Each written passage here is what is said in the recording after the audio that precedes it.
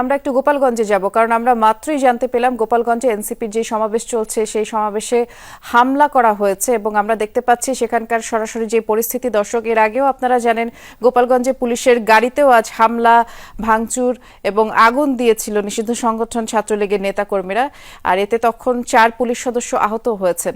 আজ আমরা কিছুক্ষণ আগে যেমনটি দর্শক আপনাদের জানানোর চেষ্টা করছিলাম, সহকর্মী আব্দুল্লাহ তুহিন আছেন যে এখানে যে এনসিপির সমাবেশটি হওয়ার কথা রয়েছে সেই সমাবেশে আবার হামলা করা হয়েছে এবং আপনারা সরাসরি সেখানকার চিত্র দেখতে পাচ্ছেন। সেই হামলার যেই চিত্র আপনাদেরকে দেখাচ্ছি, এখানে বিক্ষিপ্তভাবে কিছু চেয়ার পড়ে আছে যেমনটি দেখছি, এবং সমাবেশ ঘিরে যে সকল মানুষ সেখানে জমায়েত হয়েছিলেন আপাতত তাদের দেখতে পাচ্ছি না। সহকর্মী আব্দুল্লাহ তুহিন আছেন, আমরা চেষ্টা করব তুহিনের মাধ্যমে জানাতে। তুহিন, শুনতে পাচ্ছেন? কিছুক্ষণ আগে ঝুম বৃষ্টির ভিতরেও স্থানীয় নেতৃবৃন্দ বক্তব্য রাখছিলেন। ঠিক সেই সময় স্টেজের উল্টো দিক থেকে, অর্থাৎ এই যে খালপাড়ের উপরে বৃষ্টির ওই প্রান্ত থেকে ছাত্রলীগের মিছিল স্লোগান দিতে দিতে একদল এসে পুরো সমাবেশে হামলা করেছে এবং সেই সমাবেশে ঠেকানোর মতো কোনো পরিস্থিতি ছিল না। এখানে আমরা দেখেছি যে পুলিশ এবং এপিবিএনের কিছু সদস্য সেখানে সমাবেশের নিরাপত্তায় যারা ছিল তারাও তাদের হামলার কোনো রকম প্রতিরোধ করার চেষ্টা করেনি, তারা কোনো রকম তাদের ঠেকানোর চেষ্টাও করেনি। তাদেরকেও আমরা দেখেছি তারা ভয়ে সেখান থেকে চলে গিয়েছে। আমরা দেখেছি যে এখানে হামলার সময় তারা প্রতিরোধের চেষ্টা করেছিল। কি এখানে আমরা যখন শান্তিভাবে সমাবেশ করছিলাম, আওয়ামী সংগঠনের সন্ত্রাসীগুলো এখানে এসে হামলা করেছে। তার দেখতে পাচ্ছেন পুলিশ কোনো প্রতিহত করে নাই, আমাদের উপরে ভম নিক্ষেপ করেছে, ওখান থেকে পুলিশ কোনো প্রতিহত করে নাই। আপনি জানলেন কেন? আমাকে জানলেন কেন? আমিও তো সাংবাদিক। বৃষ্টি, আমরা হঠাৎ করে এরকম মিছিল স্লোগান দিয়ে তারা প্রায় শখানেক কর্মী তারা স্লোগান দিয়ে এসে এই ব্রিজ পার হয়ে, নদীর এই অংশ অর্থাৎ ব্রিজ পার হয়ে এনসিপির সমাবেশে হামলা করেছে এবং সেখানে বোমা, আমরা বেশ কয়েকটি ককটেল বিস্ফোরণের ঘটনা ঘটেছে। তো সবচেয়ে যেটা লক্ষ্য করার বিষয়,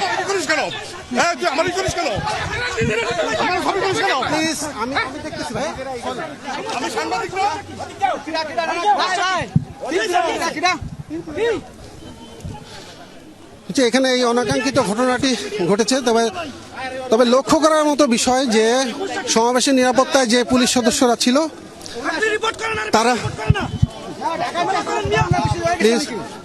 তারা সেখানে কোনো রকম প্রতিরোধের চেষ্টাই করেনি।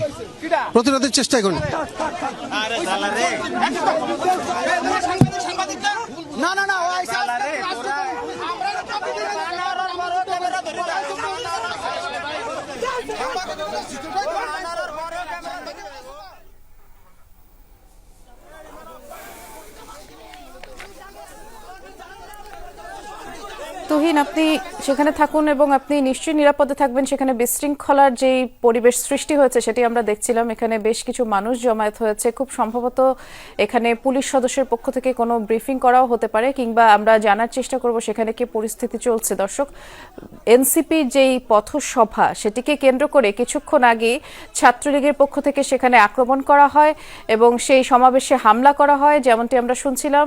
এনসিপির একজন কর্মীও সেটি বলছিল। আমাদের সহকর্মী আব্দুল্লাহ তুহিন আছেন, তিনি আমাদেরকে সেখানকার বিস্তারিত যেই অবস্থা সেটি জানাবার চেষ্টা করবে। তবে ইতোমধ্যে আমরা দেখছি সেখানে একরকম জটলা তৈরি হয়েছে, পরিস্থিতি কিছুটা বিশৃঙ্খলা। তুহিন, বলুন আপনি। আমরা সেই দৃশ্যটি দেখেছি এবং তারা এসে একদম বলা যায় যে খালি হাতে এসে হামলা উপস্থিত যে সমাবেশের যে চেয়ারগুলো পিছনে ছিল সেই চেয়ারগুলো তারা ভাঙচুর করেছে।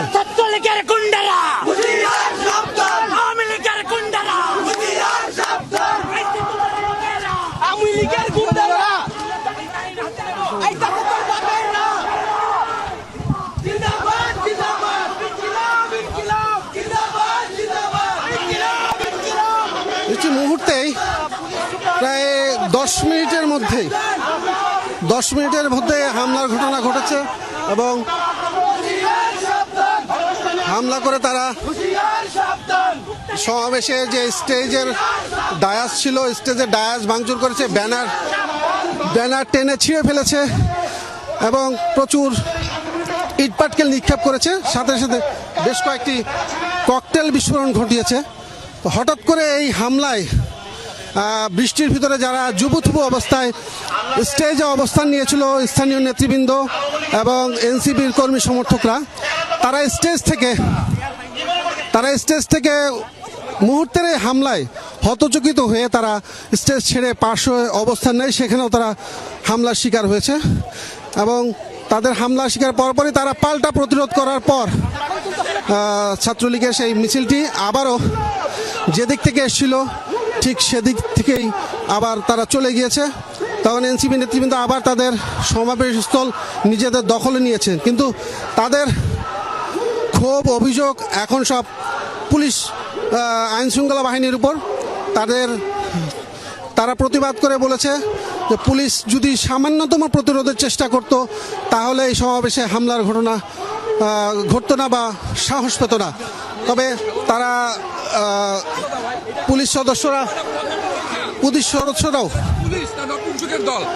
না, আপনারা কি দেখেন কারা হামলা করেছে? স্থানীয় বখাটেরা হামলা করছে, কিন্তু আমরা পুলিশের ভূমিকা দেখে পুরোপুরি অবাক যে মাত্র কয়েকটা বখাটে সন্ত্রাস দেখা তারা ইচান এভরিওয়ান সব পলাইলো। তাহলে সাধারণ জনগণ, সাধারণ মানুষ, আমাদের নিরাপত্তা কোথায়? এরকম একটা জনসমাবেশে তারা মিনিমাম কোন নিরাপত্তা আমাদেরকে নিশ্চিত করতে পারে নাই।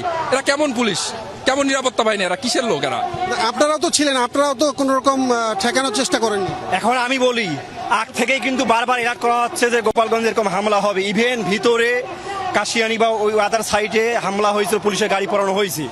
আমার কথা, এখানে গোয়েন্দা সংস্থার লোক আছে, এত পুলিশ প্রশাসন আছে, তবু এরকম একটা গোপালগঞ্জের ভিতরের জায়গায় এসে কিভাবে তারা হামলা করলো? ইভেন আমরা দেখলাম অনেক পুলিশ প্রশাসন, আমরা তাদেরকে ধাওয়া দেওয়ার পর তারপর পুলিশ এসে তাদেরকে ধাওয়া দিচ্ছে। তাহলে এখানে যদি প্রোগ্রাম চলাকালীন অবস্থায় তারা যদি আমাদেরকে উপর একটা আমাদের হামলা হইতো, এই দায় কার উপরে এই দায়? আমি আসছি কোটালীপাড়া থেকে কয়েকটা পিক আপ ভ্যান রেডি করাইছিল এনসিপির পক্ষ থেকে। পরে গোপালগঞ্জ থেকে ফোন গেছে যে আপনারা আসেন না। আমি কোটালীপাড়া থেকে গোপালগঞ্জ ভিতর থেকে আসছি। কোটালীপাড়া বুজুর্গাদি বাজারে, কাঠি বাজারে কয়েক জায়গায় গাছপালা এই রাস্তা অবরোধ করছে, ঠিক আছে। আপনার কাঠি বাজারে পুলিশের সাথে বাড়াবাড়ি হয়েছে, পুরো রাস্তা ব্লক, জনজীবন বিচ্ছিন্ন। শুধু কোটালীপাড়া না, গোপালগঞ্জ, টুঙ্গিপাড়া, কাশিয়ানি, মকসদপুর, সব জায়গায় রাস্তা ব্লক। ইভেন এইখানে যে আজকে হামলা হইলো, ঠিক আছে, পুলিশের সামনে দিয়ে এসে ওরা হামলা করলো, আমরা পরে চলে গেলাম, এখানে সব ভেঙে ফেললো। প্রশাসন চুপচাপ অবস্থার দাঁড়াই দেখছে, ঠিক আছে। বুঝতে পেরেছি।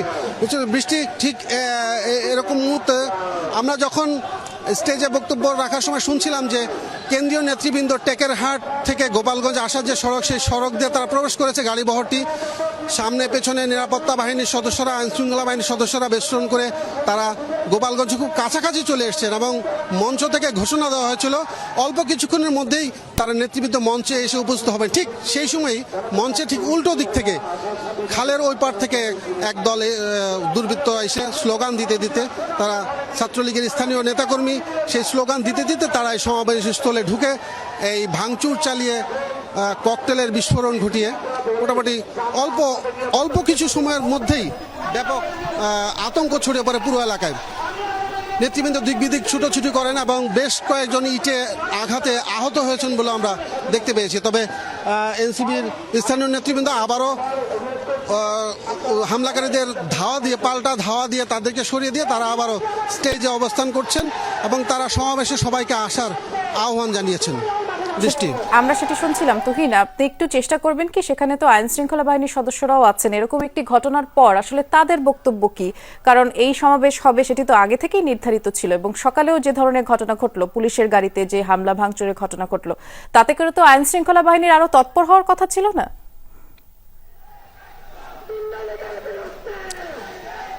আপনার সাথে আমিও একমত, কিন্তু আমার কাছে মনে হচ্ছে তারা ঘটনার একেবারে উল্টো। অর্থাৎ যে হামলাটি হয়েছে আমরা দেখলাম চোখের সামনে যে অল্প কিছু লোক স্লোগান দিতে অতর্কিত যে চুপচাপ এসে হামলা করেছে এমন না। সেখানে খালের ওই পার থেকে, অর্থাৎ প্রায় 3 থেকে 400 গজ দূর থেকে তারা স্লোগান দিয়ে এই সমাবেশ স্থলে এসেছিল। তখন কিন্তু মাঠ ফাঁকা, বৃষ্টি হচ্ছিল, তখন এখানে যে সমাবেশ স্থলে নিরাপত্তা দেওয়ার জন্য সামনে পেছনে এপিবিএন এবং পুলিশ সদস্য দুইটি দল এখানে উপস্থিত ছিল। এই পৌর মাঠের সামনে একটি গেট, পেছনের একটি গেট, এই দুটো গেটের যে পুলিশ সদস্যরা অবস্থান করেছে, তারাও আমরা দেখলাম যে হামলাকারীদের ভয়ে তারা